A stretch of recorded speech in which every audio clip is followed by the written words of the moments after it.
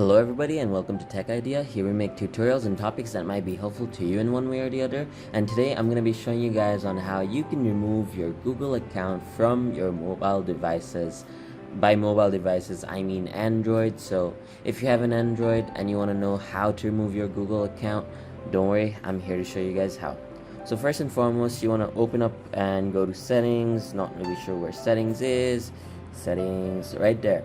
And once you're in settings, you want to scroll down and search for accounts and backup. Once you're in accounts and backups, you want to go to manage accounts. From here, you want to search for the Google account that you don't want to use. Yes, I know I have a lot of Google accounts. This is a Tech Idea Gmail account. Now I don't want to keep this on my phone, so I'm just going to open it and then I want to press on remove account.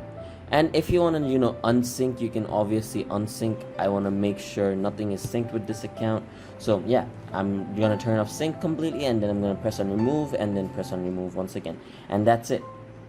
The Google account has been completely removed from my mobile device, and it will stay removed until I add it once again. So I hope you found this video helpful. If you did, please drop a like, and if you want to see more videos like this in the future, don't forget to hit that subscribe button as well as that notification bell.